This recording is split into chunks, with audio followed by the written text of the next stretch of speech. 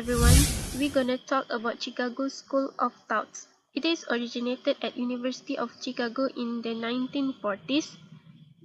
The main tenets are free market best allocate resources in an economic and minimal government intervention is the best.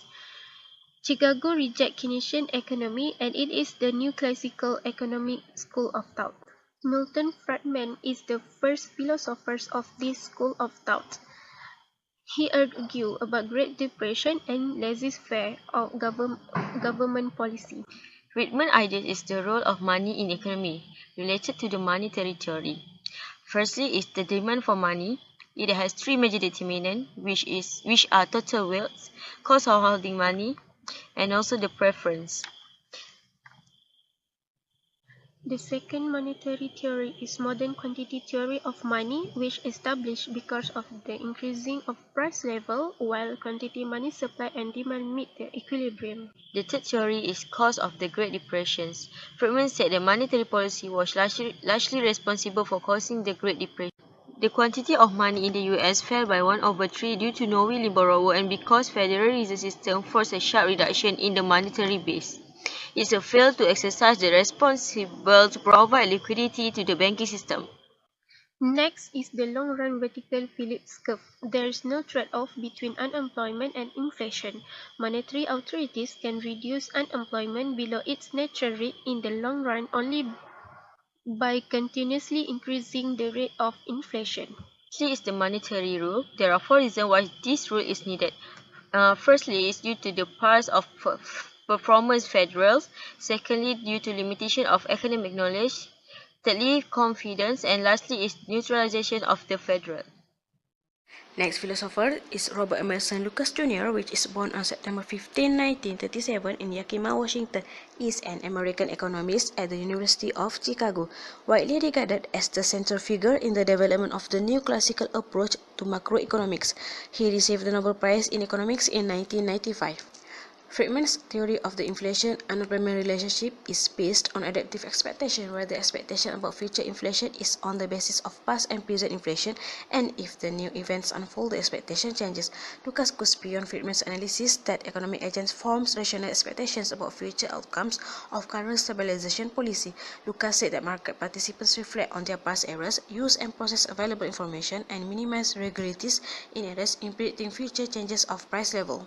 In Lucas' new classical macroeconomics, an anticipated change in aggregate demand does affect the level of real output, but only temporarily.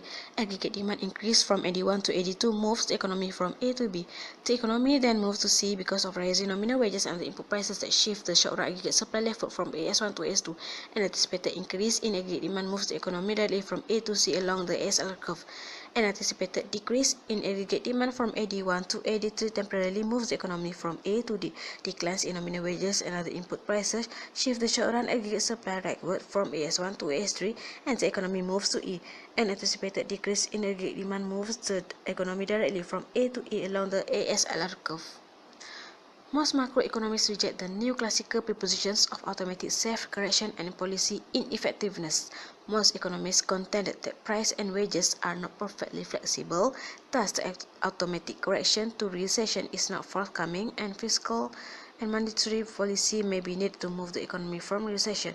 Mainstream economists also dispute the basic neoclassical premise that expansionary fiscal and monetary policies are always inflationary.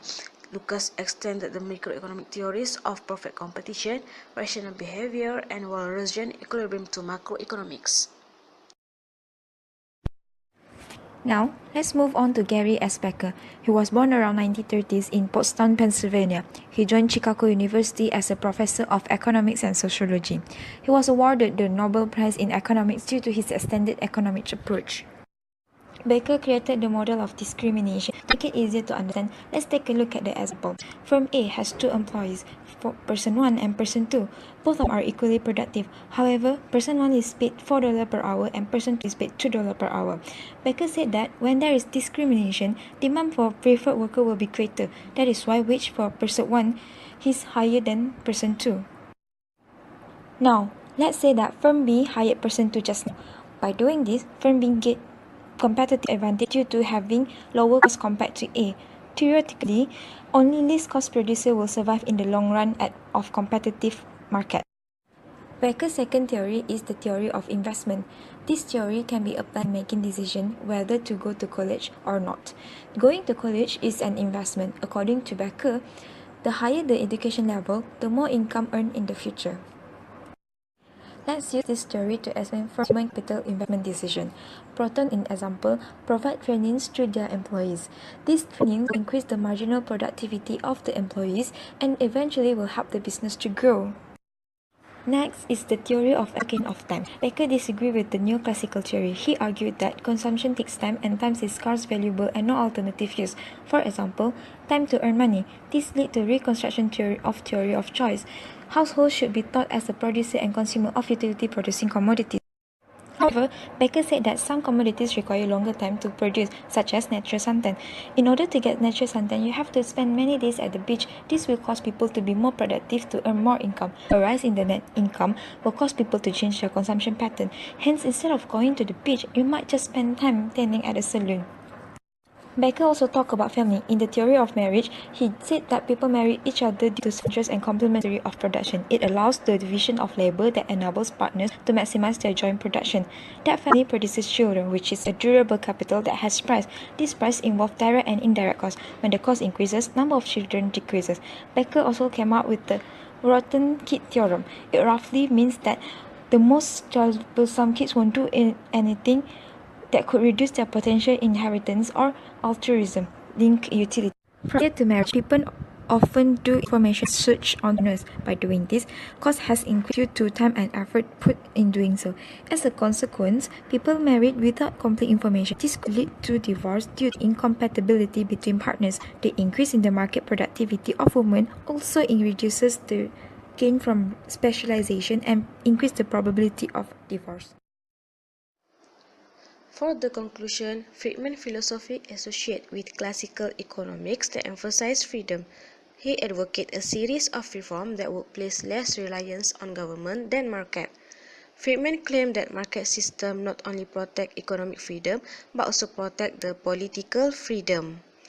And then from the Lucas perspective, the idea of rational expectation is a part of mainstream macroeconomics. Most of the economists reject the automatic self-correcting economy and also dispute the basic neoclassical premise that expansionary fiscal and monetary policies are always inflationary. And lastly, Becker has been referred to as an intellectual imperialist due to his extended approach in economics by combining the assumption of maximizing behavior, stable preferences, and market equilibrium into the traditional domains of sociology and political science. His beliefs become evident through all four of his philosophies.